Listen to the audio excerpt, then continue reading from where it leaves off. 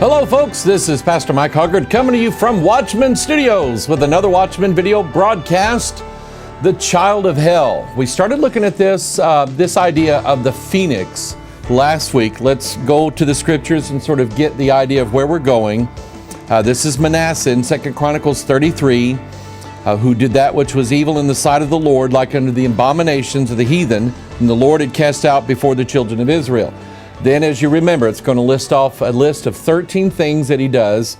The 14th thing that's mentioned is he's going to put an idol in the temple of God. We are going to get there, okay? And already, this has turned out longer than I thought it would be. And I was looking at the next set of things on the list. He observed times, used enchantments, used witchcraft, dealt with familiar spirits and wizards, and so on. And I'm already hip deep into laying that out, all right? So the Lord gives us the time, and we're going to redeem the time, all right? It says, verse 3, here's the list of 13 things. He built again the high places, which Hezekiah his father had broken down, and reared up altars for Baalim, and made groves, and worshipped all the host of heaven, and served them. He built altars in the house of the Lord, whereof the Lord had said, in Jerusalem shall my name be forever. And he built altars for all the host of heaven in the two courts of the house of the Lord. Here we go. This is what we started on.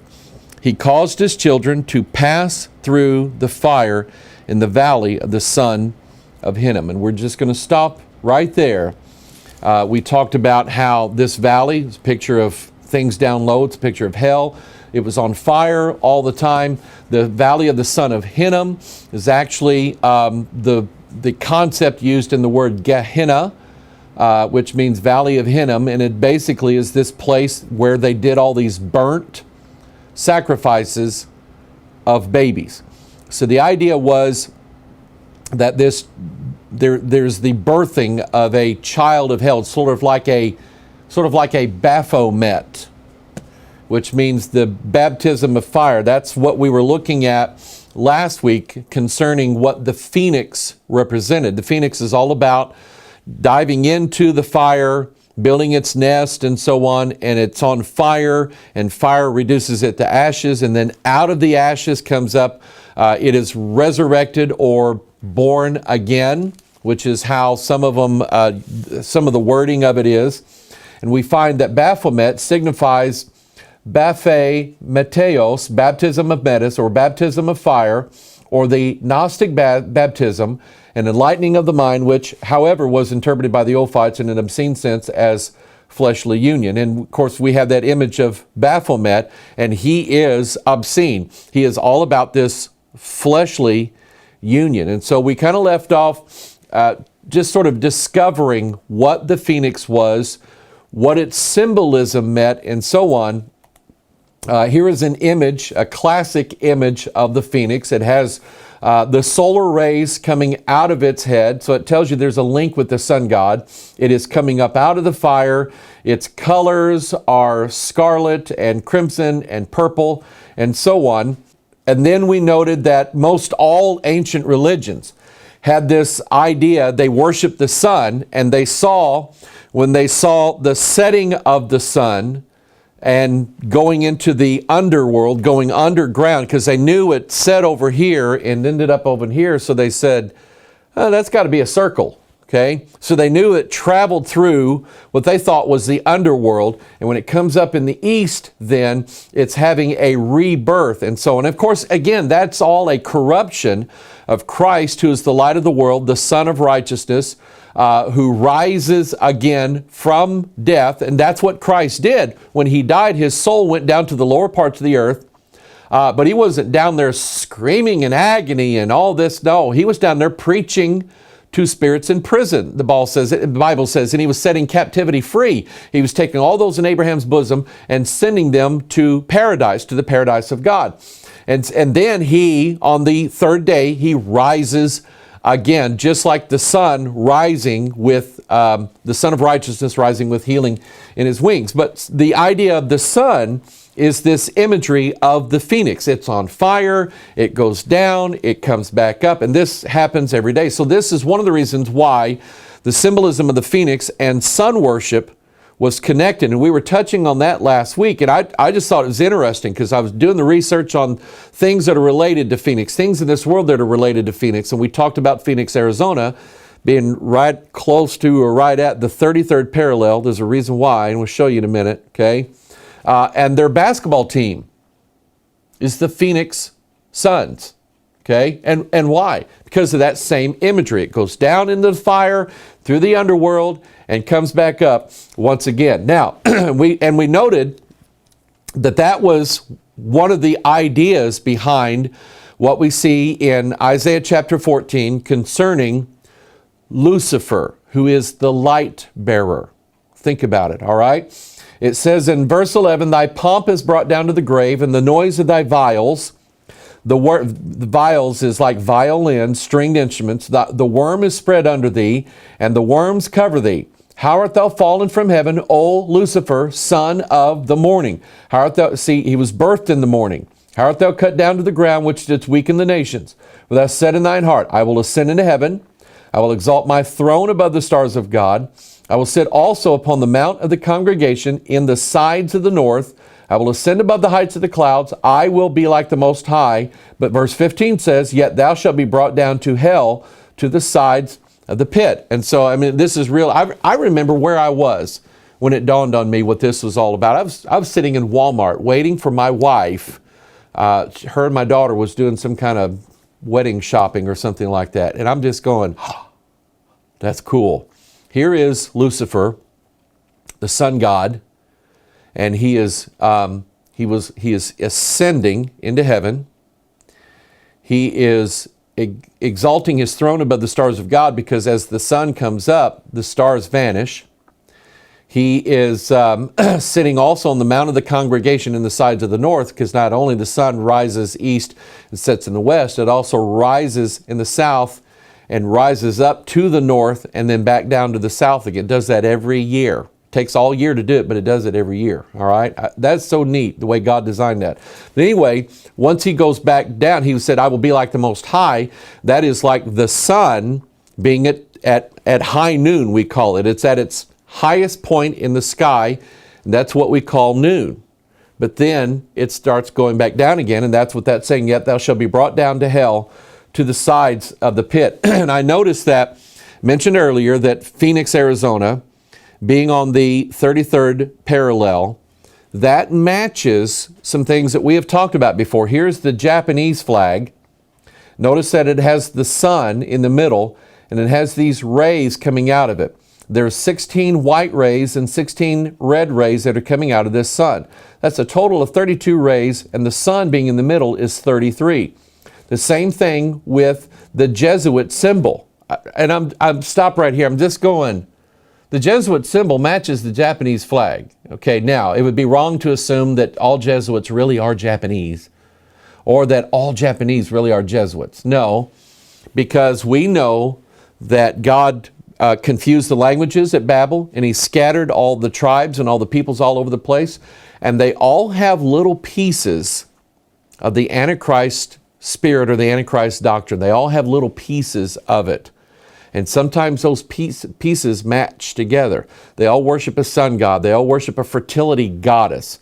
They all have this concept of a dying God who is slain and is in the underworld, and he is scheduled to be brought back again from the pit and so on. But this Jesuit symbol is the sun symbol, and again, it has 16 straight rays and 16 little squiggly snake rays coming out of it. That's 32, plus the one in the middle is 33. The 33 kings that were killed by Moses and Joshua. Moses killed Og, the king of Bashan, and Sihon. Both of those were giants on that side of Jordan. And then when Joshua went into the promised land, he killed 31 kings. I love that. They killed 33 kings to get the promised land. I got to do this. I love this, okay? Morals and dogma. There is the number 33 on the triangle above the crown on the double-headed eagle. The double-headed eagle is the androgynous God. He is ancient future. He is forwards and backwards. He is left and right. He is male and female. Okay, he's human and beast, human and God, and so on. And then we have 32 stars under his wings. Same symbolism here. Same thing, all right? Because these are the stars, along with this, 33% of the stars of heaven fall to the earth. A third of them. Actually, it's 33.3333333. All right, you know that. But anyway, this matches that Japanese flag, and it matches the Jesuit symbol. All right, 32 plus the 1 is the 33. So they killed the 33 kings so they could get the promised land. All right. Then what I was going to show you last week, and we just ran out of time, may run out of time again today, but I just like covering this material. And if I see a rabbit, I might chase it down the road a little bit. All right. But the idea of a phoenix is not just something that the Greeks made up, all right? There is this, and naturally, remember, because God confused the languages at Babel and scattered everybody, there was, I think, a secret doctrine, a mystery religion that was part of the religious practices of those who lived in the land of Shinar, or the plain of Shinar, or Sumeria, under King Nimrod. He's the first king mentioned. He's the 10th from Adam. That's dominion, all right? It's in Genesis 10, by the way. You can't make this stuff up. No, I'm wrong. Nimrod is not the 10th from Adam. Nimrod's the 13th from Adam, and he's mentioned in the 10th chapter. You can't make that stuff up. Anyway, and when God dispersed everybody, scattered them by tribes, scattered them by languages, and then scattered them by, in the days of Peleg, the earth was divided. So you have the western hemisphere and the eastern hemisphere. He scattered them all over the place, and they all had little pieces of this mystery doctrine.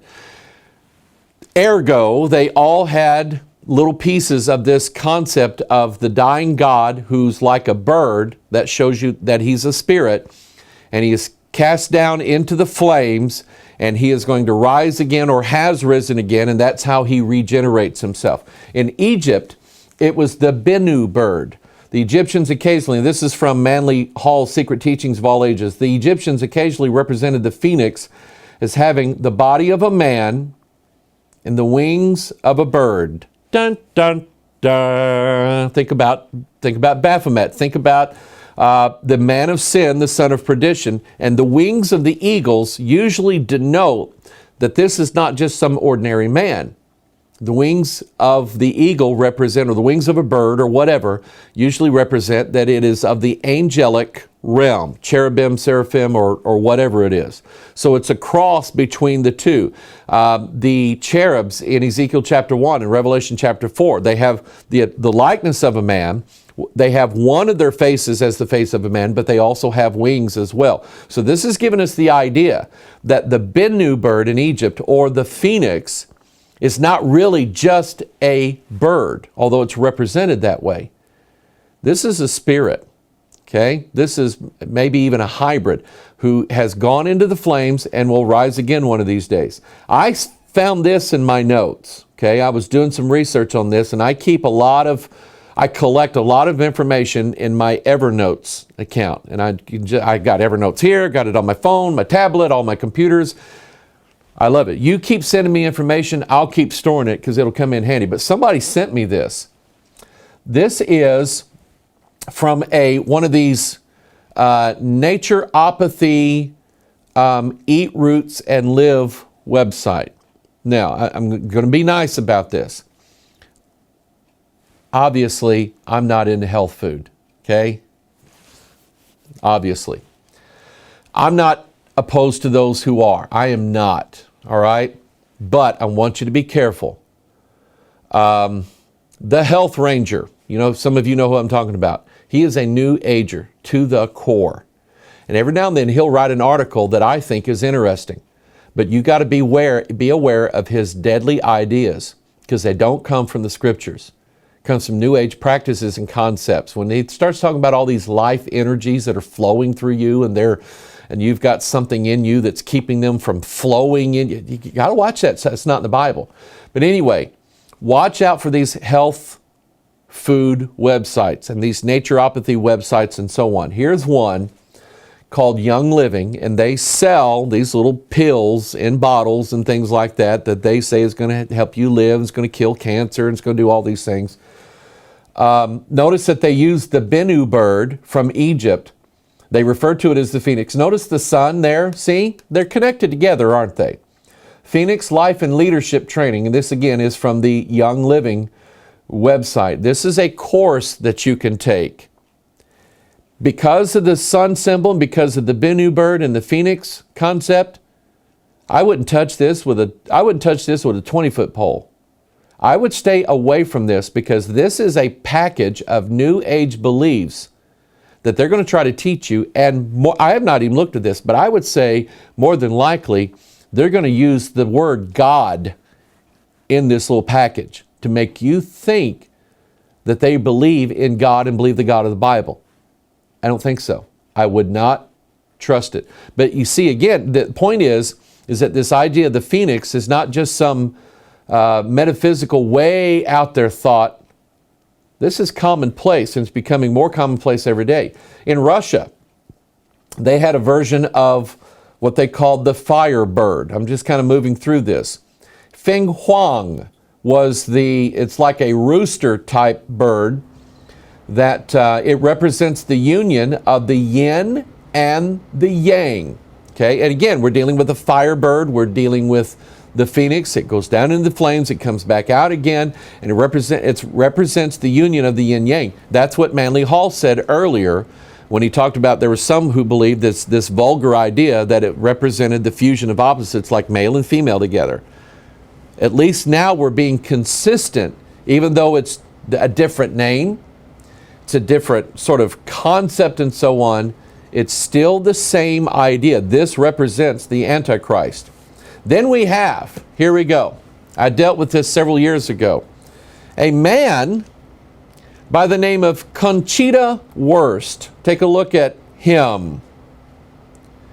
He won the 2012, 2013, something like that, Eurovision, maybe 2014, Eurovision singing contest. It's sort of like the American Idol, okay, or The Voice or something like this. One of these singing competitions, and he won. Now I want you to look at him because it is. His name is Conchita Wurst. I think it's from Belgium, and I want you to look at him. He's got the face of a man, obviously. Got some testosterone working there on the facial hairs, and he's got the hair of a woman.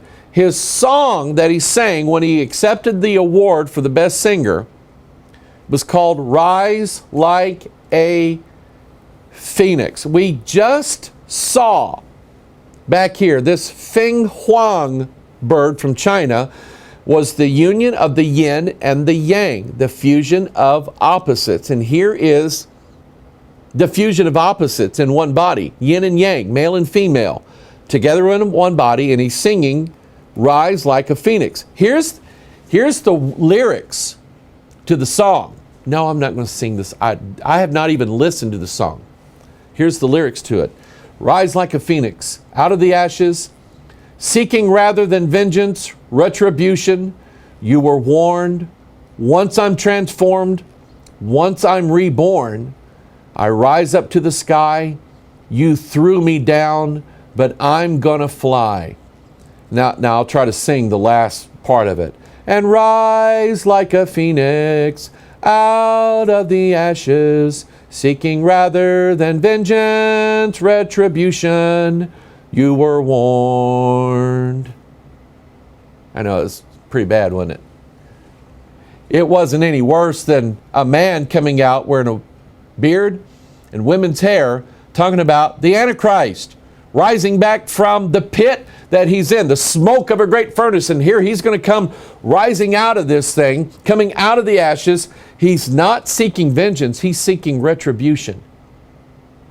You see, that is, and I can tell you, having dealt with the young man in our community who decided to put a wig on and a dress, 17 years old, and go to the high school girls' locker room and the girls' bathroom, I can tell you, the gathering that they had in his honor in our hometown was full of these militant sodomites who are vowing that for every one of them that has been, their feelings have been hurt, or someone called them a name, or whatever, they're vowing retribution. They're going to pay back all right. They're going to get their share of vengeance or whatever it is they've got planned. These people have a bad, evil spirit in them. Okay? So I want you to, you were warned. That's what the song says. You were warned. And he got done singing the song, flaming, take a look at the picture, flaming wings coming out of his image. And everybody's going, yay, Conchita Wurst, the man that looks like a woman. Revelation chapter 9. Take a look at this. Verse 2, and he opened the bottomless pit, and there rose a smoke out of the pit as the smoke of a great furnace. There it is. And the sun and the air were darkened by reason of the smoke of the pit. And there came out of the smoke locusts upon the earth. And in verse 7 it says, and their faces were as the faces of men, and they had hair as the hair of women. And I'm just going, first time I saw that, I'm going, that's Revelation 9 is what that is right there. It's the face of a man and the hair of a woman. Now, I want you to look back on here. You see the imagery here of Revelation chapter 9. And I thought at first, where it says Conchita Wurst and it has 2 red stripes and a white stripe, I thought at first that was like the equality sign. I see bumper stickers everywhere in America. They'll have an equal sign. What does that mean? They are for marriage equality. In other words, 2 men who kiss each other on the mouth can have a marital contract sanctioned by the government. All right? I thought that was what it was, but that's not. That is the flag of Austria. I said Belgium a while ago. I was wrong. That's Jean-Claude Van Damme. Okay? It's the flag of Austria. So, and I'm going, oh, okay. Because I thought it was the equality sign. I'm going, yeah, I'm going to jump on this. But that's not what it is. The flag of Austria. In fact, there's an element in that flag that's missing that's not on that image of Conchita Wurst. Here is the flag of Austria. Cue the music. Bum, bum, bum. Same thing. The double-headed eagle and the Masonic eagle and the phoenix, because the phoenix represents yin and yang and androgyny, andro meaning man, gyne or gune meaning wife or woman. That's when you go to the gynecologist, that's where the word comes from. It's Greek. Androgyny is male, female together in one body. That's his flag. That's the Austrian flag. We're headed. The beast is coming, people. Get ready for it. All right? Now, even the Jews, the Hebrews, the Israelites, they had a concept of a phoenix-like bird that they called I'm going to try to pronounce this, the chol. Chol. All right? And where they get that from, actually the word chol is in the Hebrew Old Testament, and it's actually the word, here we go, sand. Do you remember where John saw the beast rising up out of the sea? He was standing where? On the sand of the sea. I don't know the connection yet, but it's a bum, bum, bum, all right? But anyway, the word chol in Hebrew actually is the word sand, and it is translated that way in the King James, but the Hebrews took that idea, and actually I think they based it on this verse, and I'll show it to you in a minute. They took that idea and they placed it upon this mythical bird that has wings and probably the body of a man that goes down in the flames, and out of the ashes he rises again. Because we know for a fact the Jews pulled in all these mystic doctrines from all of these places that God told them not to do. And so here, take a look at this. Job 29, verse 18. Look at what it says. Then I said, I shall die in my nest, and I shall multiply my days as the sand. Now, let me stop right here. We learned from the phoenix that the phoenix made a nest out of frankincense and myrrh. Yep, same thing they brought to Jesus, all right? He made a nest out of that. He made his nest. It catches on fire. He burns to ashes, but then he comes back out of those ashes, and his days are multiplied as the sand. The idea of being multiplied as the sand, God used that all throughout the Old Testament, telling Abraham, I'm going to multiply your seed as the sand of the sea. In other words, it's going to be innumerable like angels are. And so the idea here in Job 29:18 is that it is dying in the nest like the phoenix, and when it rises again, it will never die ever again. And I just kind of did some checking on this to make sure that, I don't know Hebrew. My understanding of the word coal, even though it's translated sand like it is in the King James, I shall multiply my days as the coal, as the sand. When they printed the Harry Potter book, and they said it's Harry Potter in the Order of the Phoenix, the Hebrew translation of that book uses, in place of the word phoenix, it uses the word chol. Probably not even pronouncing that right, all right?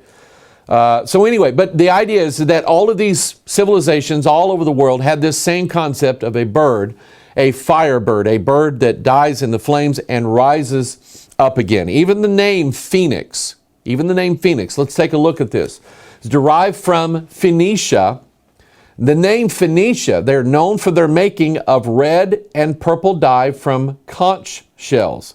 The Greek word phoinos means blood red. Think about that, because the color of the phoenix is red.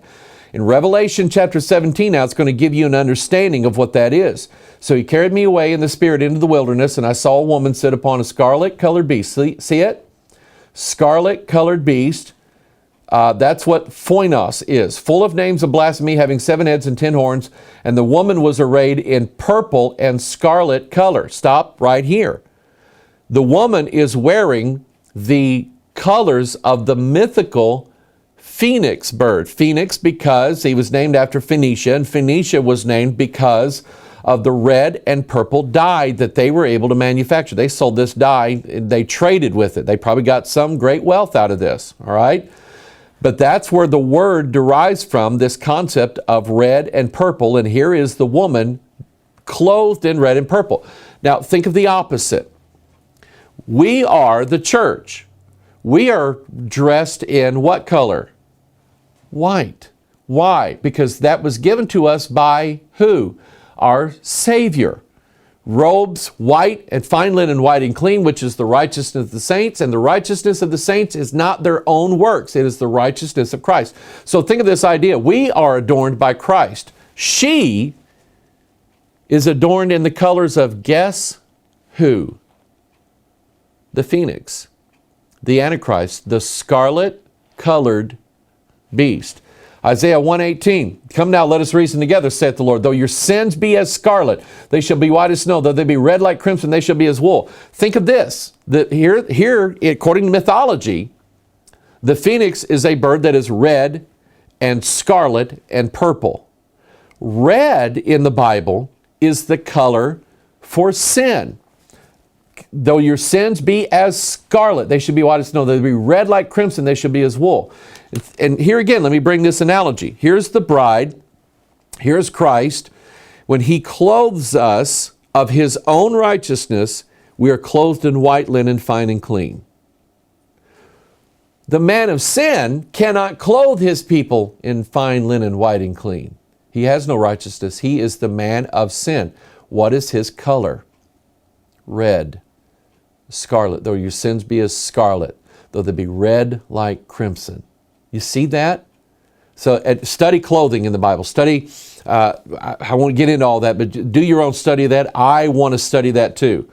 The idea that we are clothed upon by Christ. This world then is going to be clothed upon by the phoenix, by mystery, by the beast, the scarlet-colored beast, because of their iniquities. He truly is the man of sin. He is related in the Bible to, guess what color dragon? Not a green one, not a purple one, a red one. Revelation 12:3, and there appeared another wonder in heaven. Behold, a great red dragon, having 7 heads and 10 horns and 7 crowns upon his head. Isaiah 14:29, rejoice not thou, whole Palestina, because the rod of him that smote thee is broken. For out of the serpent's root shall come forth a cockatrice, and his fruit shall be a fiery flying serpent. Now let's stop right here. Didn't we just see, let me go back to that slide here, okay? My editor, Lindsay's going to pull that up on the screen. The image of the Feng Huang, the firebird in China, is that of a cock or a cockatrice, okay? Isn't that cool? Where did the Chinese get the idea that their firebird was in the image of a cock or a cockatrice, or a cockatrice is like a 2-legged dragon with the head of a rooster on it. That is Feng Huang to a T. So look at this verse again. For out of the serpent's root shall come forth a cockatrice, and his fruit shall be a fiery flying serpent. We have in this detail here the image of what the phoenix is. Whether it's in China and his image is that of a cock or a rooster, or a dragon with wings, or some sort of other flying creature. Here we have the Bible calling it what? A fiery flying serpent. And where did it come from? The serpent, the dragon, who is also red and scarlet colored. Wow. Just like Christ comes from the bosom of the Father, God, Antichrist comes from the root of the serpent himself, the dragon, Satan, the devil. The ancient Aztecs in Mexico had a god called Quetzalcoatl. Quetzalcoatl was a fiery, flying serpent, just like the phoenix, and just like the dying god. He dies, he's in the underworld, and he is awaiting. He's going to come up out of the ashes of his own death, and he's going to rise again. Numbers chapter 21. The Bible says in verse 4, and they journeyed from Mount Hor by the way of the Red Sea to compass the land of Edom. And the soul of the people was much discouraged because of the way. And the people spake against God and against Moses, wherefore have you brought us up out of Egypt to die in the wilderness? For there's no bread, neither is there any water, and our soul loatheth this light bread. And the Lord sent what? Quetzalcoatls, fiery plumed serpents, the cockatrices, the phoenixes. He sent fiery serpents among the people, and they bit the people, and much people of Israel died. That idea here of Israel complaining against God and God sending phoenix birds, fiery flying serpents, fiery flying serpents, cockatrices. That's what I was going for. God sent them to bite and poison and destroy his people because they were complaining. They were ready to turn back away from God.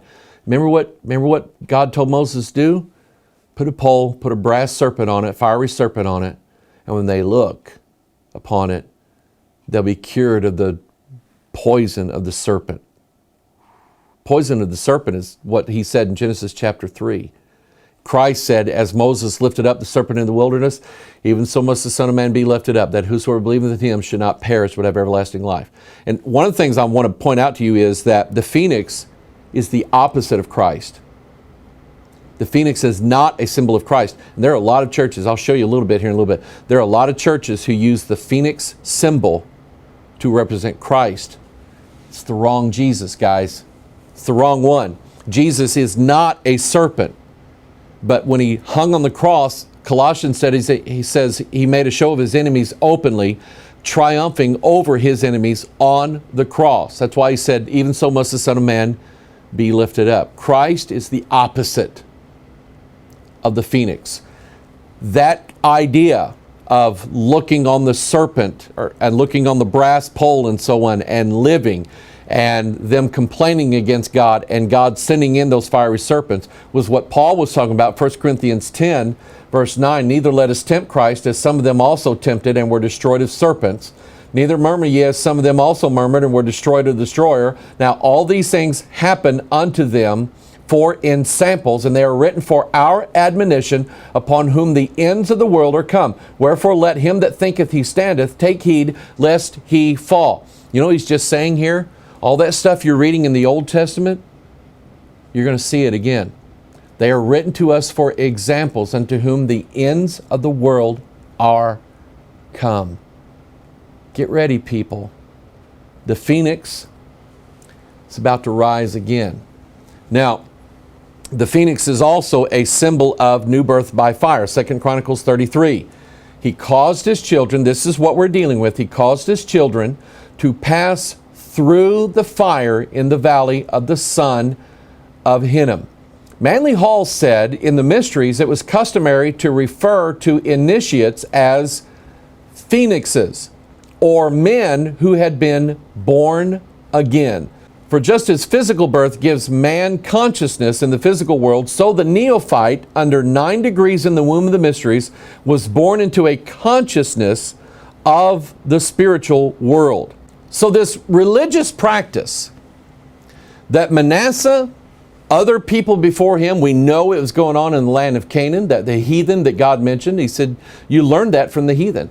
This religious practice of causing their children to pass through the fire, I'm reasonably sure that that practice, the idea behind that practice was that of regeneration or rebirth, or it was sort of like when Masons meet and they're going to initiate someone in the first 3 degrees of Freemasonry, the entered apprentice.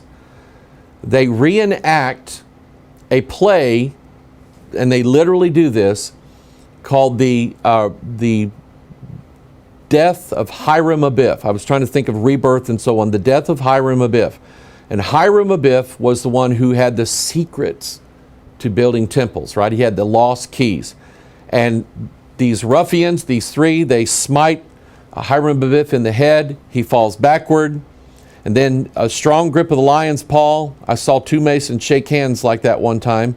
The strong grip of the lion's paw comes down and raises him back up out of the fire, out of the ashes, literally, and resurrects him. And now we have the restoration of the lost keys on how to build or rebuild a temple.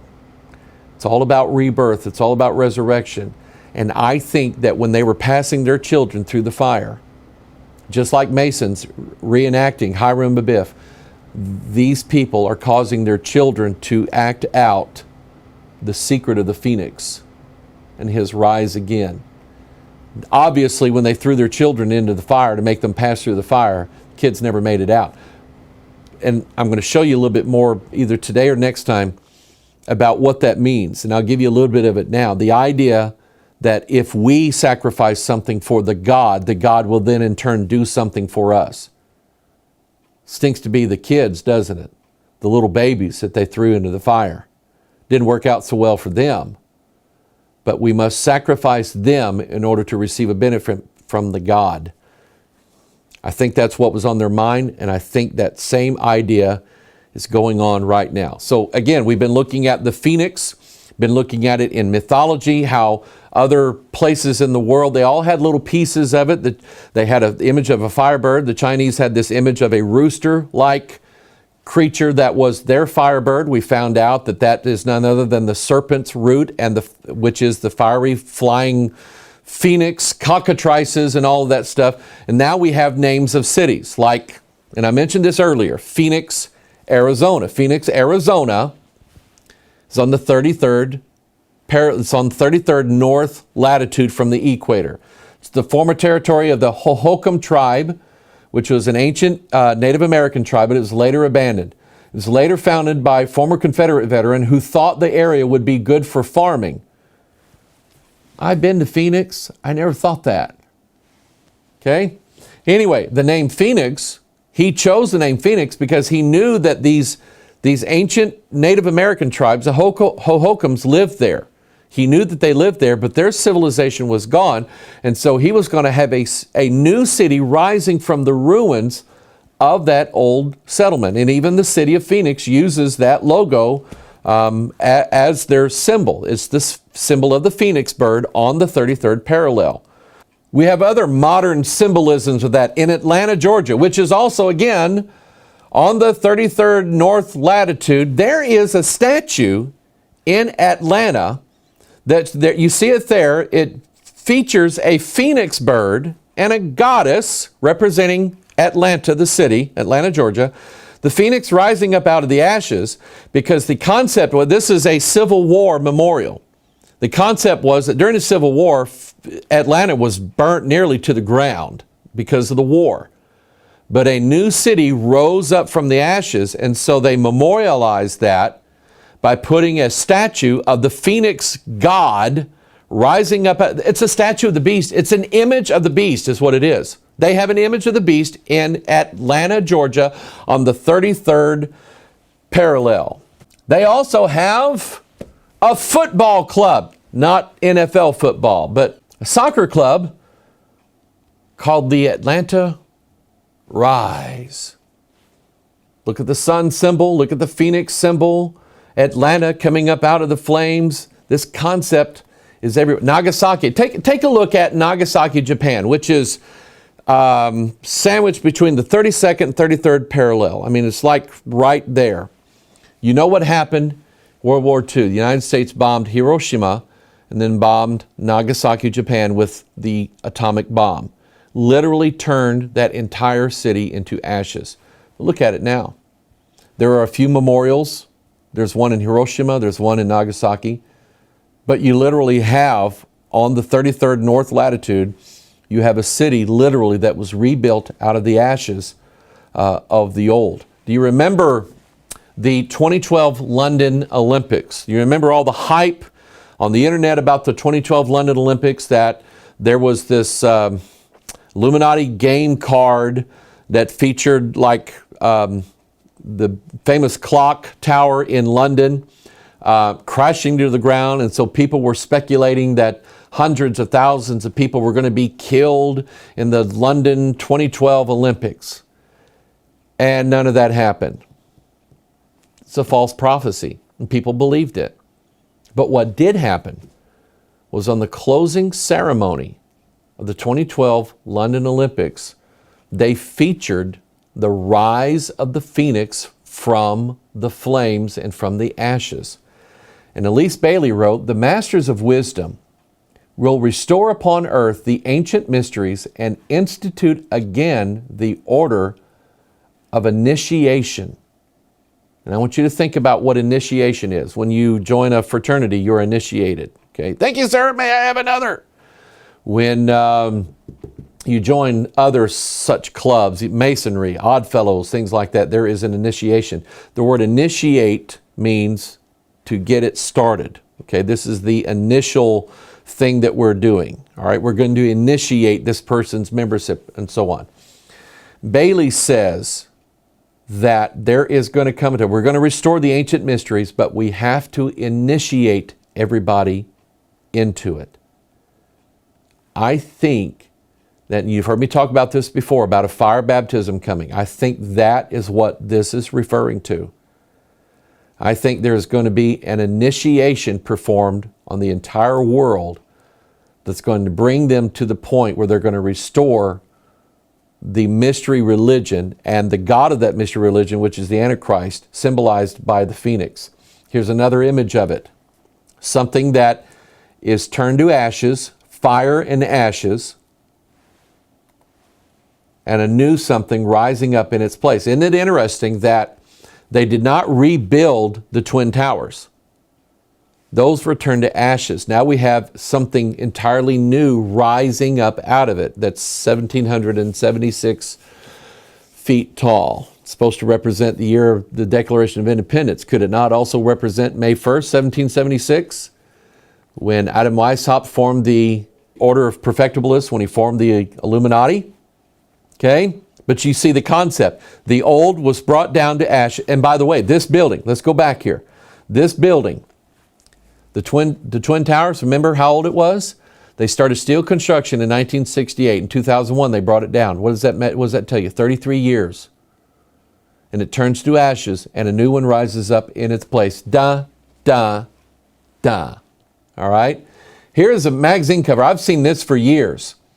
The Economist. This goes back into, I think, the 90s or early 90s, late 80s, something like that. Get ready for a world currency. Notice the number 10. Notice the fleur-de-lis, the crown on top of this phoenix. Phoenix, the euro, is seen rising out of the ashes of American dollars. Wait a minute, that's our money. Yeah. You see, we know, we're conspiracy theorists. We think there's UFOs and Bigfoots walking around everywhere, and we think they're going to turn the world into a new world order and have a world currency, and all of our money's going to be worthless. Bingo. Because you cannot replace a single world currency. You cannot bring in a single world currency because you have all these competing currencies out there. Here's what you got to do. You got to make them worthless. You got to make them worth absolutely nothing. So when people are, they've got all this cash money laying around in American dollars, and the economy burns to ashes, and all of that money is absolutely no good, then out of those ashes you can have a new currency. They want all of the nations of the world to unite together. They want a new world order. Okay? You can't get that right now because we're all competing with one another. We all go to the Olympics and try to outrun, outswim, outjump, outdance, outthrow everybody at the Olympics. We have wars going on all over the place. We have competing nations, and nobody wants to be one. So what you got to do is you got to burn down all of those things so out of the ashes can come a world government. You're going to have a world religion. Okay? Get ready for that one. Get ready for there's going to be a world religion. It's already, the elements of it are already there. It's in place. It's just waiting for a catalyst to ignite all of the other religions on fire, burn them thoroughly so they're nothing but ashes.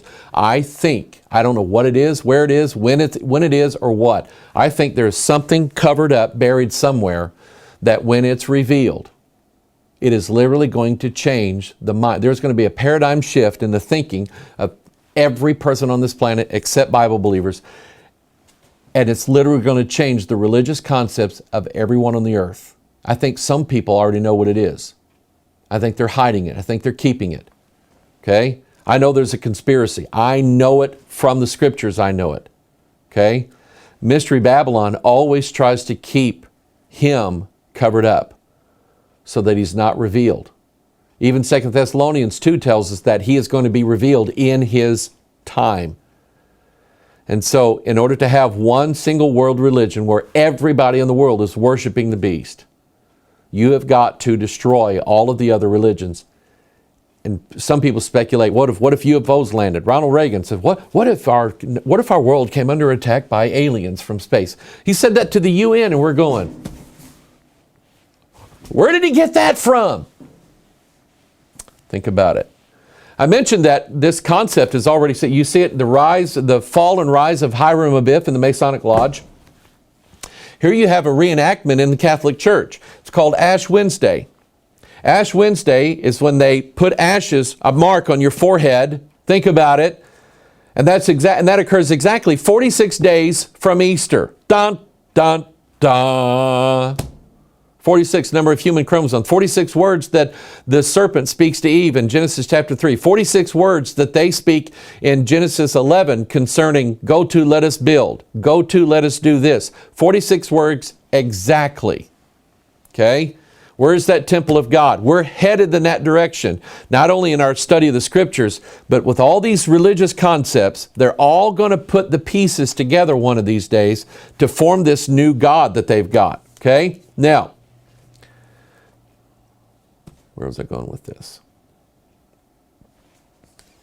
Now, take a look at 2 Peter chapter 3, verse 10. But the day of the Lord will come as a thief in the night, in the which heaven shall pass away with a great noise, and the elements shall melt with fervent heat. I've been mentioning that the phoenix is a symbol of rebirth, regeneration, literally life from death, sort of like Frankenstein, all right? It would appear that remember, the devil is like the mirror of everything God and Jesus is. He's the opposite. And he does opposite things. Christ is going to rule and reign for 1,000 years. Hitler thought he was too. His 1,000-year Reich. He thought his government was going to last 1,000 years. So we have the earth and everything in it, and it's all going to melt with a fervent heat. And what comes after that? Is it all over with? Is God just said, well, I'm glad to be done with that. That was, whoo, I'll never do that again. No. He has a new heaven, a new earth after the fire. Let's read it. The elements shall melt with fervent heat, the earth also and the works that are therein shall be burned up. Seeing then that all these things shall be dissolved. Think of that word dissolved. What manner of persons ought ye to be in all holy conversation and godliness, looking for and hasting unto the coming of the day of God, wherein the heavens being on fire shall be, there it is again, dissolved.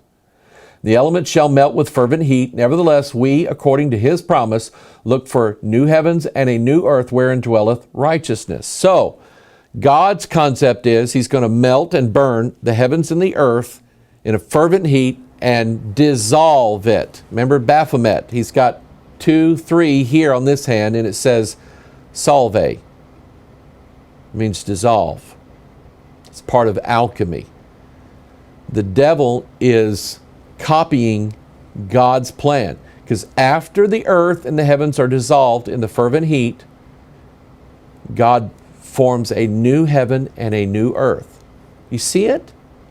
So what the devil's got in mind is a copy, very corrupt copy of what God is going to put in place. And you notice that he uses the word dissolved, and here's Baphomet with the phrase salve on his arm. We have to dissolve it first before we can build the new one.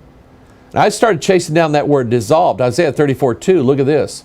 For the indignation of the Lord is upon all nations, and his fury upon all their armies. He hath utterly destroyed them, he hath delivered them to the slaughter. Their slain also shall be cast out, and their stink shall come up out of their carcasses, and the mountain shall be melted with their blood, and all the host of heaven shall be dissolved. And the heavens shall be rolled together as a scroll, and all their hosts shall fall down, as the leaf falleth from the vine, and as a falling fig from the fig tree. This is a connection to Revelation 6:12. And I beheld, when he had opened the sixth seal, and lo, there was a great earthquake, and the sun became black as sackcloth of hair, and the moon became as blood, and the stars of heaven fell unto the earth. That's exactly what he says in Isaiah 34. And all their hosts shall fall down, is what he says in Isaiah 34:4. The stars of heaven fell unto the earth, even as the fig tree casteth her untimely figs when she is shaken of a rushing, I know I'm adding the word here, rushing mighty wind. That's what they heard on Pentecost. A mighty wind. And the heaven departed as a scroll when it is rolled together, and every mountain and island were removed out of their places. What's going to happen here? The angels, the stars of heaven are going to fall into the earth, and the heavens are going to be dissolved, he says in Isaiah. So in Psalm 104, verse 4, who maketh his angel spirits, his ministers, a flaming fire. We're putting that together now. We're having a baptism of fire. And what the devil means to do, well, this is actually the plan of God. This is his idea. He's just using the devil to enact it. This plan is these angels falling out of heaven. Flaming fire angels. Salve. Dissolving the old stuff, turning it to ashes. Coagula, making it live again, bringing it all back together again. Look at Job chapter 30. Look what he said. Verse 19, he hath cast me into the mire, and I am become like dust and ashes. Now let me stop right here. Job chapter 30, and there's a place in Lamentations, I think it's Lamentations 2 or 3 or something like that, somewhere around in there. They're almost identical. They're very, very parallel passages. And I think that they are describing the Antichrist, the phoenix. Look at it. He hath cast me into the mire, and I am become like dust and ashes. I cry unto thee, and thou dost not hear me. I stand up, and thou regardest me not. Thou art become cruel to me. With thy strong hand thou opposest thyself against me. Thou liftest me up to the wind, and thou causest me to ride upon it, and dissolvest my substance. Then he says, I am a brother to dragons, and a companion of owls. My skin is black upon me, and my bones are burned with heat. I think that is a description of the beast and his state. Lamentations, you'll find something very, very similar. Here it is, Lamentations 3, verse 2. He hath led me and brought me into darkness, but not into light. He turneth his hand against me all the day. My flesh and my skin hath he made old. He hath broken my bones. Think about Christ. They didn't break his bones. He hath builded against me and compassed me with gall and travail. He hath set me in dark places, as they that be dead of old. He hath hedged me about, that I cannot get out. He hath made my chain heavy. Also when I cry and shout, he shutteth out my prayer. He hath enclosed my ways with hewn stone. He hath made my paths crooked. Think about a prayer labyrinth. He was unto me as a bear lying in wait, and as a lion in secret places. He hath turned aside my ways, and pulled me in pieces. He hath made me desolate. He hath bent his bow, and set me as a mark for the arrow. And then in verse 15, he hath filled me with bitterness. He hath made me drunken with wormwood. He hath also broken my teeth with gravel stones. Here it is. He hath covered me with ashes. It matches what we see in Job. He's covered him up. You see that in the book of Lamentations. He's hiding him down there, and he's burning in the ashes. Okay? Here's what Manly Hall said. While Apollo most generally represents the sun, Bacchus is also a form of solar energy, for his resurrection was accomplished with the assistance of Apollo. The resurrection of Bacchus signifies merely the extraction or disentanglement of the various parts of the Bacchic constitution from the titanic constitution of the world. This is symbolized by the smoke, remember Revelation 9, or soot rising from the burned bodies of the Titans. The soul is symbolized by smoke because it is extracted by the fire of the mysteries. Smoke signifies the ascension of the soul, for evolution is the process of the soul rising like smoke from the divinely consumed material mass. Now, let me tell you what he's getting at.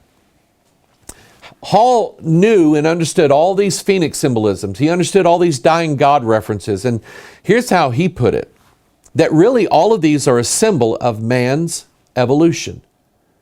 It's not just the phoenix that goes into the ashes and rises out a regenerated, reborn creature. He said that all of these mysteries taught that man was going to do that. Man was going to be burned in the flame and rise up out of the ashes and have a new, he's going to ascend like smoke. He's going to have a new consciousness. He is going to be God-like. That's what Hall saw in all of these phoenix and all these other mysteries. Apollo, resurrected from the dead. Bacchus, resurrected, and Bacchus, or Dionysus, the god of wine, was an androgynous god, male and female both. Here's what he says about the Bacchic rite, the rite of Bacchus, which is like Hiram Abiff. It's like the phoenix rising. They're all similar and talking about the same idea and the same concept. The Bacchic rite centers around the allegory of the youthful Bacchus, which is Dionysus or Zagreus, being torn to pieces by the Titans. These giants accomplished the destruction of Bacchus by causing him to become infatuated by his own image in a mirror. After dismembering him, the Titans first boiled the pieces in water, think of the flood, and afterwards roasted them. Pallas rescued the heart of the murdered god, and by his precaution, Bacchus was enabled to spring forth again in all his former glory.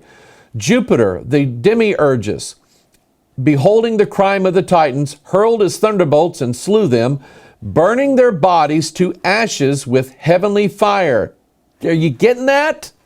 Burning, think of man on the earth, burning their bodies to ashes with the heavenly fire. Out of the ashes of the Titans, which also contained a portion of the flesh of Bacchus, whose body they had partly devoured, the human race was created.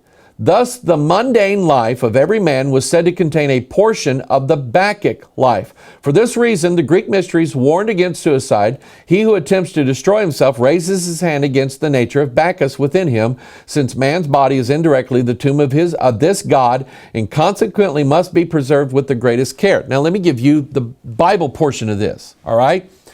What he's saying here is that in this Bacchic ritual, the idea was that every man had a piece of this divine in him, like the divine spark of the Kabbalah. Every man has a little divine spark, a little piece of this, because we have risen out of the ashes of the old Titans, which were the giants, and the Titans had consumed part of the body of Bacchus. So the idea that they ate the god, and they don't now have the God living inside of them, is what Roman Catholics do when they have the Mass. They eat the God. No, do you have Jesus inside of you? Oh yeah, just ate him. Yeah, that's the sacrifice of the Mass, people. Sorry about the burp. But anyway, the idea is that all mankind has this little piece of this dying God in them.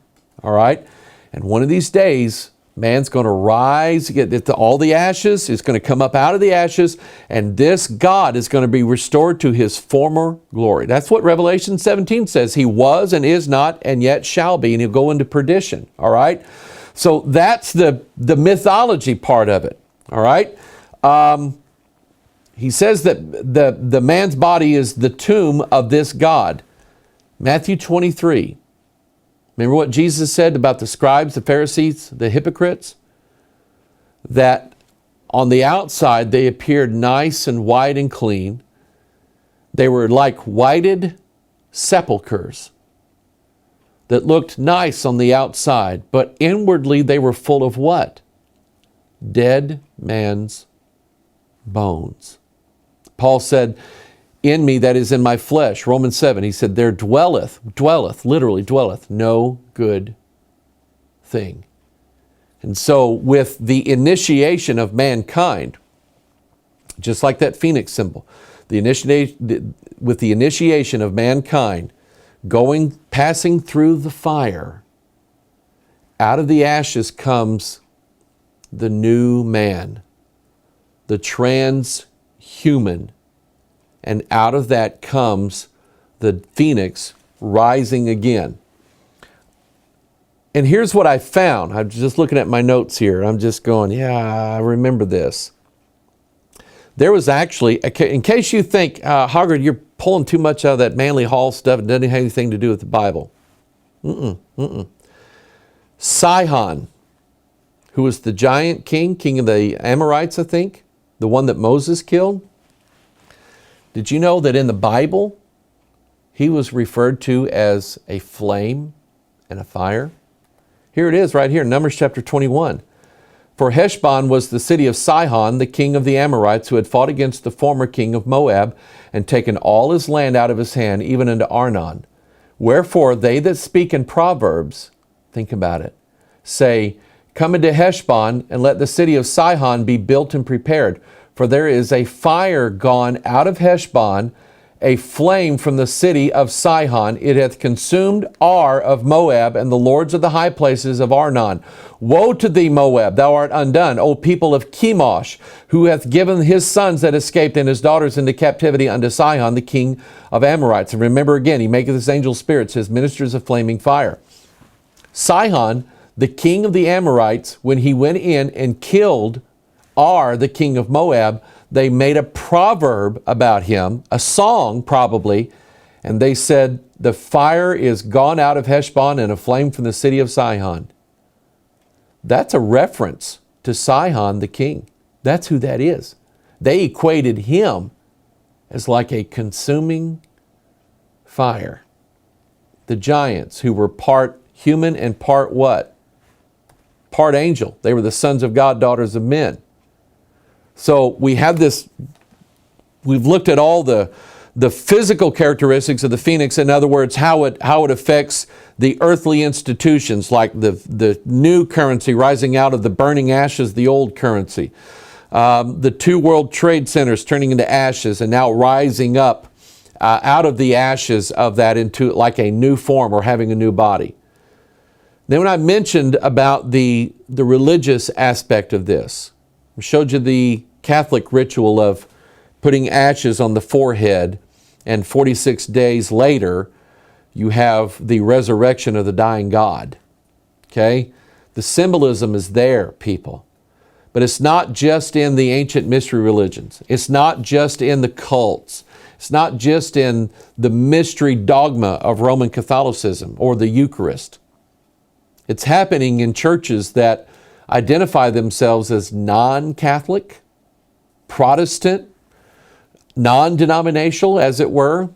You hear me talk about, this is Bethel Church, you hear me talk about the anti-Bethel Church.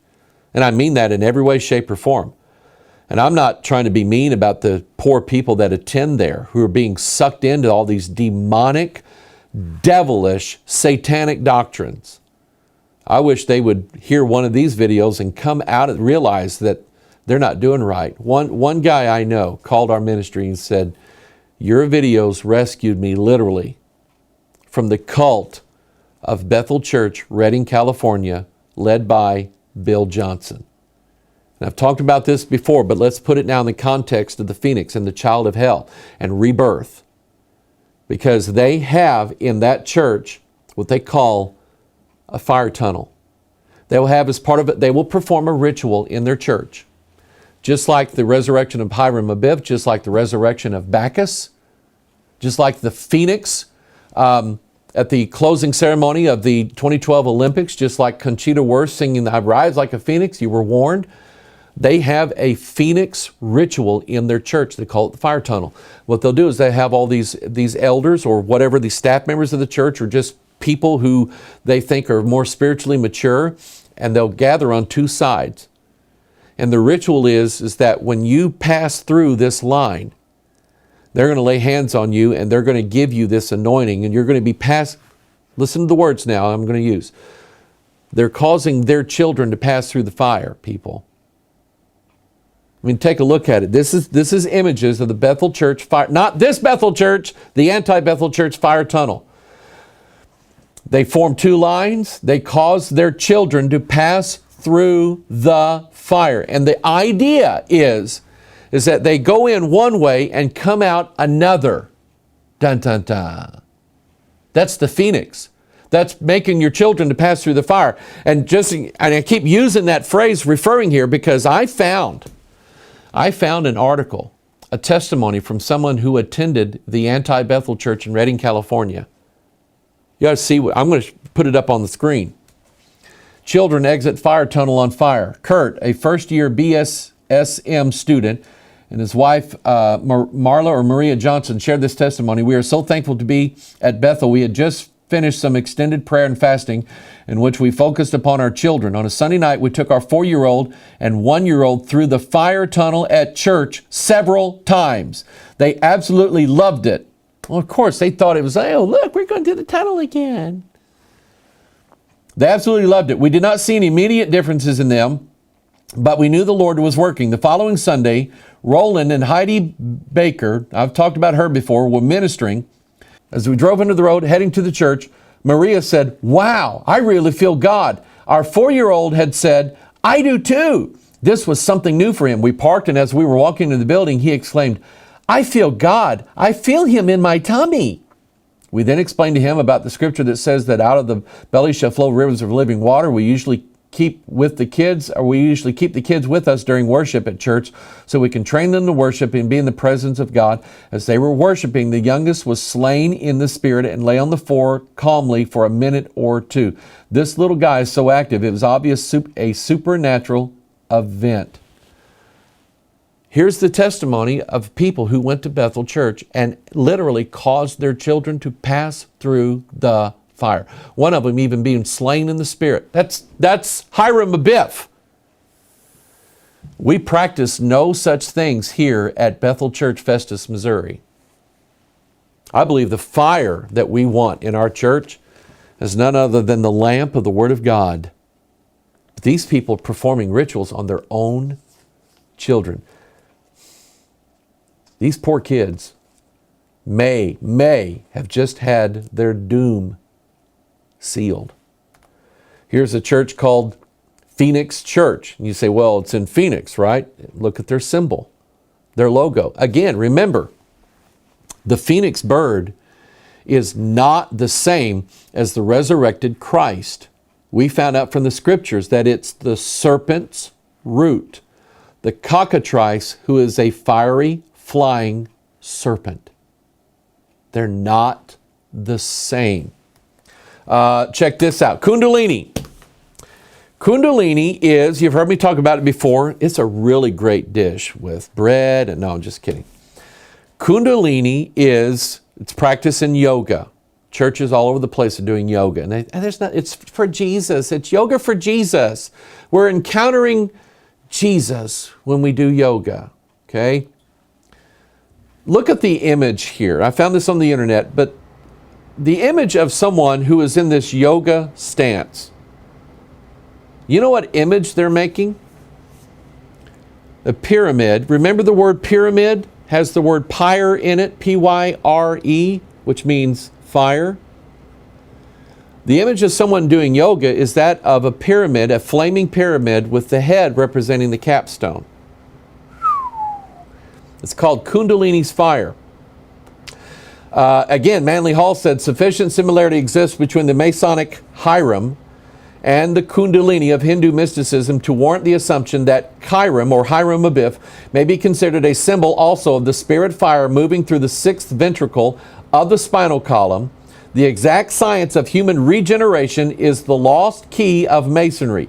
For when the spirit fire is lifted up through the 33 degrees or segments of the spinal column and enters into the domed chamber of the human skull, it finally passes into the pituitary body, which is, I think, the pineal gland he's referring to, where it invokes Ra, the pineal gland, and demands the sacred name. It's about Kundalini is about the rise of the phoenix, the rise of the Antichrist from the flaming pit that he's in and being put now on the top of the pyramid, the capstone. That's what we're talking about. He says the scorpion stings with its tail, and for this reason it has been called a backbiter, a false and deceitful thing. Calmet, in his Dictionary of the Bible, declares the scorpion to be a fit emblem of the wicked and the symbol of persecution. The dry winds of Egypt are said to be produced by Typhon, who imparts to the sand the blistering heat of the infernal world and the sting of the scorpion. This insect was also the symbol of the spinal fire, which is Kundalini, which, according to the Egyptian mysteries, destroyed man when it was permitted to gather at the base of the spine, which was the tail of the scorpion. Why am I reading this? Because this talks about this Kundalini fire being the symbol of the scorpion and what happens in Revelation 9. When the pit is opened up and the smoke comes out like the smoke of a great furnace, what comes out, what rises out of the ashes? Kundalini's fire. The scorpions rise out of the ashes. And what do they have? The sting. They have the sting. Paul talked about the sting of death, and we have the victory over that. So now, contemplate this for a minute. Remember, we were talking about the sun rising. It gets to high noon, then it goes down in the west. Here's Lucifer. I will ascend into heaven, exalt my throne above the stars of God. I will ascend above the heights of the clouds. I will be like the Most High. When someone is standing, when someone is sitting, especially when they're in a yoga stance, what is it, what part of the body that represents the Most High? The head. The idea of the spirit fire of Kundalini rising from its pit where the scorpions are, the flames, rising from there and coming up the 33 bones of the spine into your head is exactly what was mentioned in Isaiah 14. I will be like the Most High. The head in the Bible represents who? Christ. So we're dealing with Antichrist, who wants to be like the Most High, the serpent, and so on. Here's something, I've talked about this before. A guy named Leonard Sweet. If there was ever a marriage of Christianity and New Age thought in one single person, it would have to be Leonard Sweet. He is a New Ager who wants everybody to think he's a Christian. And apparently, it's working pretty well because a guy named Rick Warren thinks he's a Christian. They teamed up back in the 90s on a program called, a teaching called The Tides of Change, Writing the Next Wave in Ministry by Leonard Sweet and Rick Warren. Leonard Sweet wrote a book called Quantum Spirituality. Here's what he said about Kundalini's fire, which is the phoenix, the scorpions, the beast, the Antichrist. A surprisingly central feature of all the world's religions is the language of light in communicating the divine and symbolizing the union of the human with the divine. Muhammad's light-filled cave, Moses' burning bush, Paul's blinding light, Fox's inner light, Krishna's Lord of Light, Boehm's light-filled cobbler shop, Plotinus' fire experiences, and then Bodhisattvas with the flow of Kundalini's fire erupting from their fontanelles, and so on. Leonard Sweet said that Kundalini's fire, that Muhammad's light-filled cave, think about what a cave represents. It represents the pit, a hole in the ground.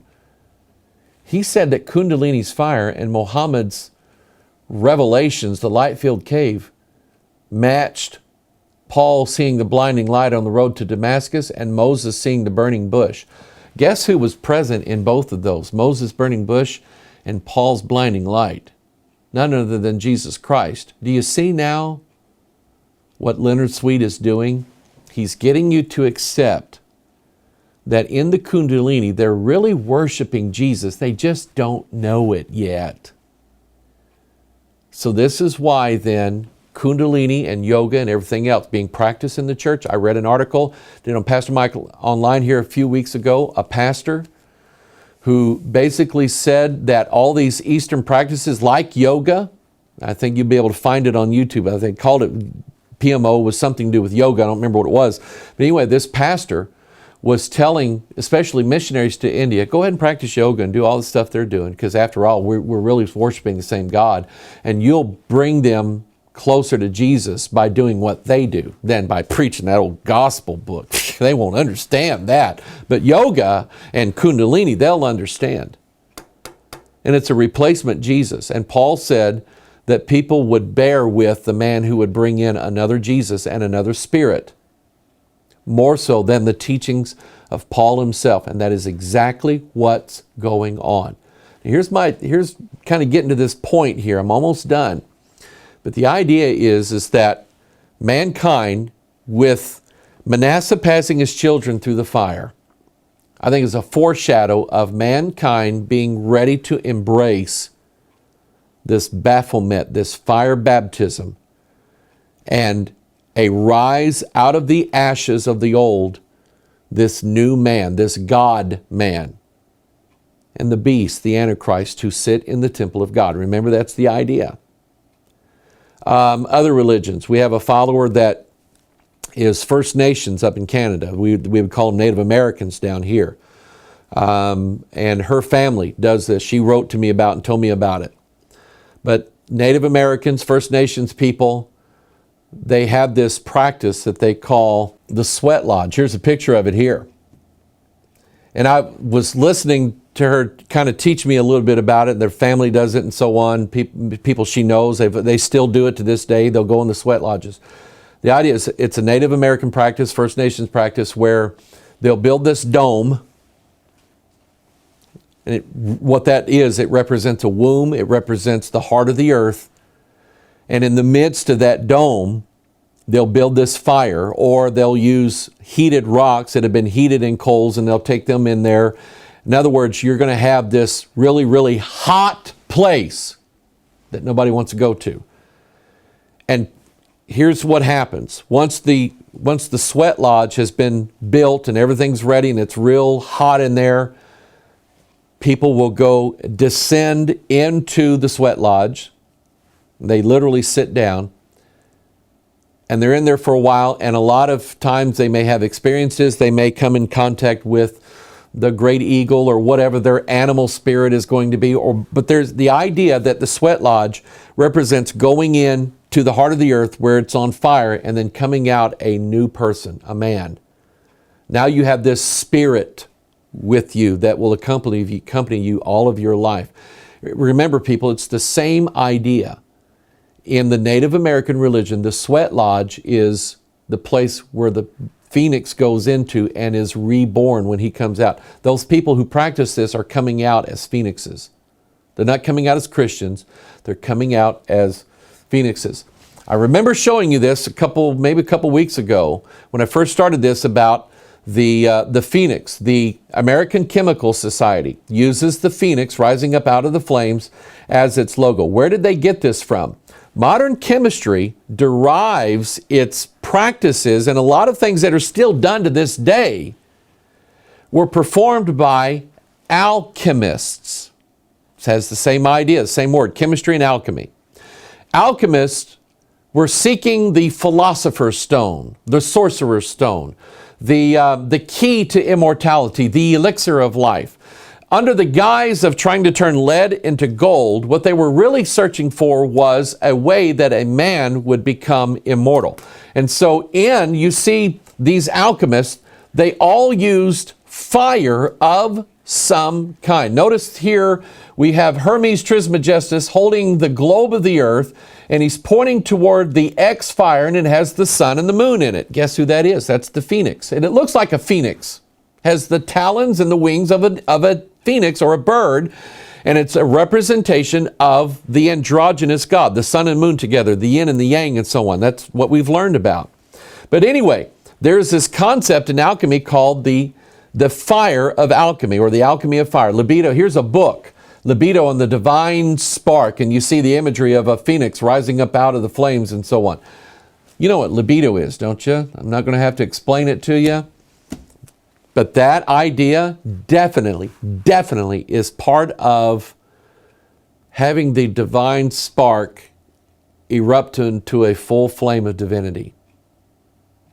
And the idea of alchemy is that it is the fusion of two opposites together into one whole. All right? So alchemy has 7 stages to it. Think of the 7 planets. Think of the 7 heads of the beast. Think of the 7 chakras and so on. It starts out with calcination, dissolution, which is solve, dissolving, separation, conjunction, fermentation, sublimation or distillation, and coagulation. And remember, Baphomet has solve and coagula written on his arms. Calcination, I'm going to explain this. Calcination refers to reducing the base material to ashes. So again, with the symbolism here, we understand that what alchemy is all about. It's about turning a person into a god. It's about rebirthing the Antichrist in this world. Being born again of corruptible seed instead of incorruptible seed. Dissolution refers to making a solution of the ashes in water. Coagula, which means to solidify the final transformed state. What emerges is the appearance of the androgynous God-man. Here's some of the images that you'll find. Here we have a black phoenix bird rising up out of the ashes, and he's pulling out of the ashes the androgynous God. It's male and female. Here's another one. Here we have a body, the body of a male, but it has the head of a male and a female on the ashes or on the flames. Here's Baphomet, solve, and coagula. I found out that there's actually a superhero called Coagula in a comic book. Okay? No, not quite as popular as Spider-Man, Superman, Batman, or the Hulk. But the idea, nonetheless, is Coagula, this superhero, was the first transgendered superhero. Take a look. You can tell. They drew it as a guy, and it's got the parts of a woman. Reconstructing the deconstructed, the Doom Patrol. That's who this Coagula is part of. She is part, or he is part of the Doom Patrol. And notice what she's saying there at the top. Lo, I call upon the mysterious powers granted me by the great goddess, who is, after all, my sister. Now, I'm going to wind it up with this. Throwing a lot of information at you in one video. But here's when I first looked at this, passing the children through the fire. This was the first thing I thought of. And I prayed about it, been trying to make sure that I knew what I was talking about. There's a lot of information on the internet. Some of it good, some of it not good. There's a lot of stories that are on the internet that people want to believe, but they're really, and they have an essence of truth, but the totality of them is not true. And I'm not trying to give certain companies a free pass, Because I have this idea that really what this idea of passing the children through the fire is all about is, let's sacrifice the children so our lives can be better. And we're doing that in this country. They do it in other countries as well. It's called abortion. But she gets pregnant, and all of a sudden now, she doesn't want this baby to ruin her life. See, you know what that is? That's called without natural affection. She doesn't want this baby to ruin her life. And I suspect the Jews probably had such a bad spirit on them that it probably did not bother them as they tossed their children onto the fire. They were without natural affection. But these women and even men, they'll have this baby aborted. They'll have this child murdered in cold blood, slain, blood spilled. They'll do that because they didn't finish college yet, or they're working on their career, or it would be embarrassing because my daughter was with him and that wouldn't look good on us. So let's kill the baby. It's all about the adults, the parents, making their lives better by sacrificing the children. There's more than one way to do that, but just recently, and here's an image here I thought was very, very keen to this idea.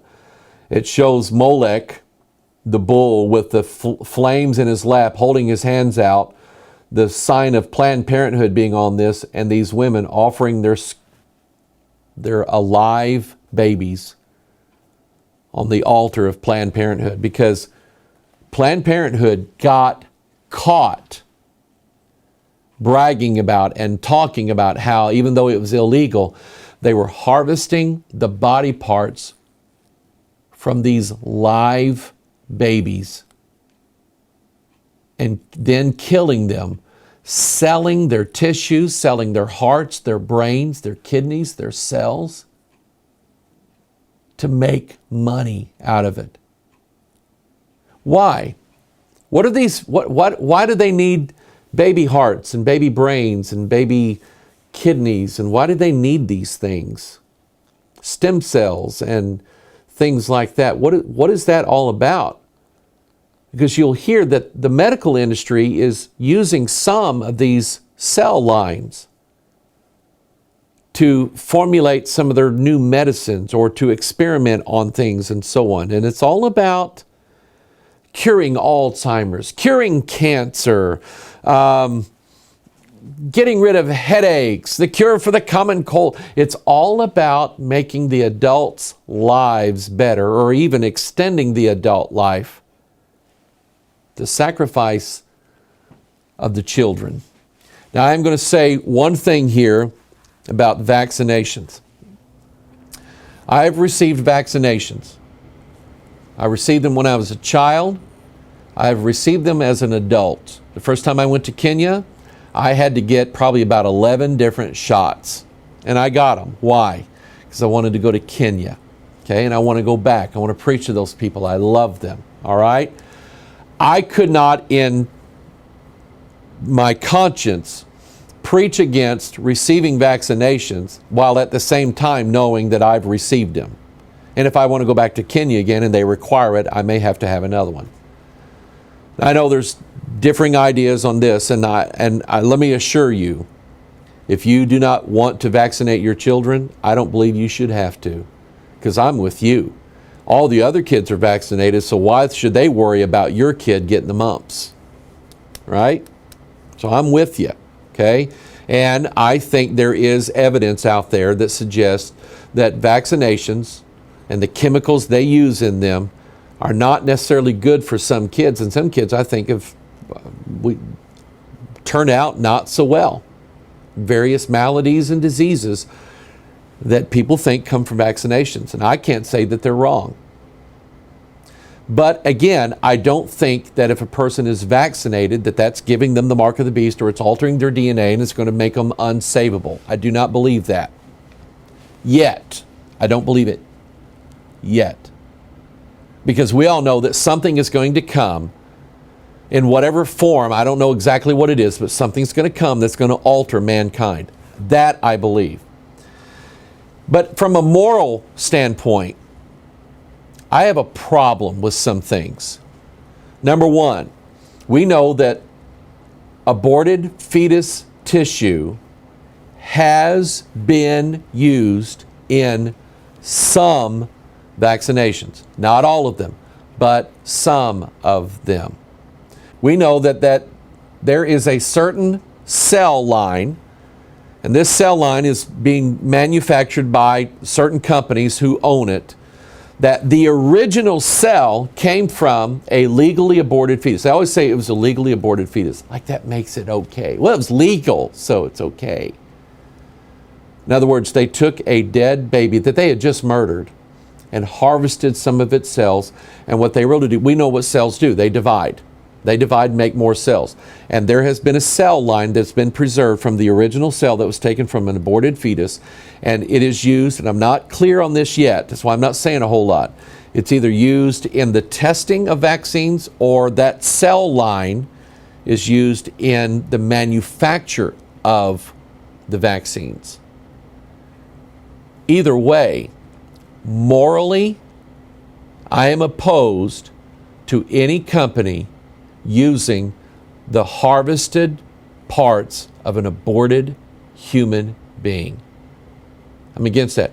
Now, I am for blood transfusion. I am for heart transplants, kidney transplants, liver transplants, bone marrow transplants. I am for all of that. But the law is that in every case, a donated liver, donated heart, donated lungs, they have to come with the consent of the person who donated them. Okay? Not so with aborted fetuses. They were killed against their own will and their own instincts to survive. They were killed, and they took their body parts, they used them for some vaccines. And I think that's wrong.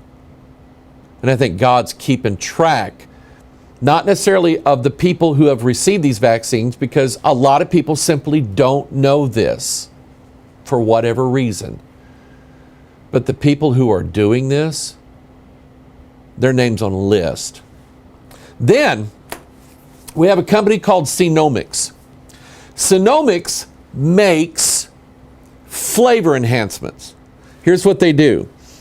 They make a flavor enhancement that will cause a product to taste sweeter, even though the manufacturer of the product took some of the sugar out.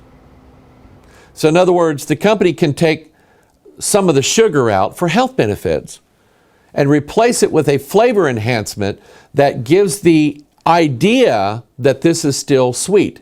They also have flavor enhancements that make things taste salty, while the company can remove some of the salt content out. You know, and I know that boxed foods, manufactured foods, things like, they're loaded with sugar and they're loaded with sodium. Okay, to make me swell up like this. Okay, so Synomics makes these flavor enhancements where companies can pull back on the amount of salt and sugar that they use. All right, now, Synomics has a product called Complimix, and that Complimix was tested.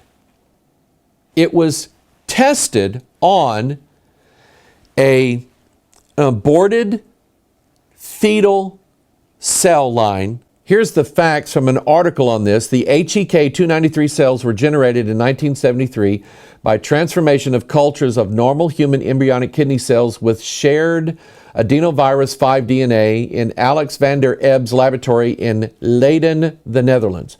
The human embryonic kidney cells were obtained from a single, apparently healthy fetus legally aborted under Dutch law. So there's this cell line, kidney cells, HEK 293.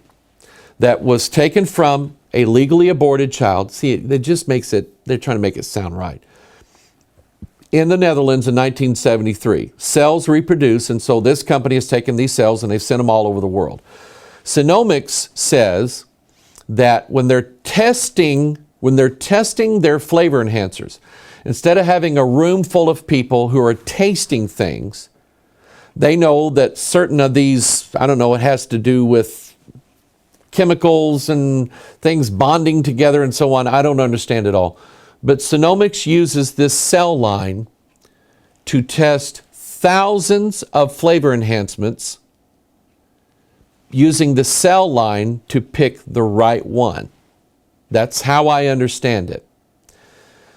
They are wanting to sell this to Coca-Cola, Pepsi-Cola, Nestle, you name it, all these manufacturers of food and drinks. Now, after doing the research, you may have heard that if you drink certain brands of Pepsi, you're drinking aborted fetal cells. I don't think that's true. But still, from a moral standpoint, we're using the harvested tissue of a dead baby who never consented, first of all, to its murder and never consented to its body parts being used at all. We're doing that not so that we can increase someone's life who has Alzheimer's, so we can make our Coca-Cola taste better. So, we're back to this issue of we are sacrificing the children to make our lives better. And it's done in abortion mills, it's done in the medical industry, and it's done by people who just don't care about human life anymore. So we're growing into a nation and a people whose hearts have been turned against even their own children. And it's something that God said was going to happen. He said, you're going to use your own children to save your life. Deuteronomy 28:49, the Lord shall bring a nation against thee from far, from the end of the earth, as swift as the eagle flieth, a nation whose tongue thou shalt not understand, a nation of fierce countenance, which shall not regard the person of the old, nor show favor to the young. And he shall eat the fruit of thy cattle and the fruit of thy land until thou be destroyed, which also shall not leave either corn, wine, or oil, or the increase of thy kind, or flocks of thy sheep, until I have destroyed thee. Let me stop right here. It says right here that this nation of fierce countenance, Daniel says they're going to have a king of fierce countenance, that when he comes, he's going to eat the fruit of the land, and he's going to take all of their corn, wine, and oil. You know what Masons do at a Masonic cornerstone laying ceremony? They have the cornerstone laying there, and the cornerstone is chiseled out of rough stone. Now it's the smooth ashlar. And when they lay the cornerstone, they give an offering, an oblation, to this stone of corn, wine, and oil. Exactly what God said the nation and the king of fierce countenance was going to eat. Think about it. Anyway, corn, wine, and oil. Verse 52, and he shall besiege thee in all thy gates until thy high and fenced walls come down, wherein thou trustest throughout all thy land, and he shall besiege thee in all thy gates throughout all thy land, which the Lord thy God hath given thee. And thou shalt eat the fruit of thine own body, the flesh of thy sons and of thy daughters, which the Lord thy God hath given thee in the siege and in the straitness, wherewith thine enemy shall distress thee, so that the man that is tender among you and very delicate, his eye shall be evil toward his brother, and toward the wife of his bosom, and toward the remnant of his children, which he shall leave. God said that because this nation of fierce countenance comes, they were going to eat the fruit of their own body. If we are not there yet with vaccines and Pepsi-Cola, we're going to be one of these days. Sacrificing the children unto Moloch, causing the children to pass through the fire. Why? To benefit the adults. What a world we're living in right now. This Bible is coming to life right in front of our very eyes. Read it, meditate on it, study on it, pray about it. If you got questions, ask God. God will give you, He'll give you so many answers. The only place in the whole Bible where it says God is liberal is He'll give wisdom liberally to you. I think it's in the book of James. Get in this Word, people. Okay? Get in this Word and God will show you the truth. It's good to be with you. I got to run. You've sat here and listened to me long enough. We'll see you next time. Bye-bye.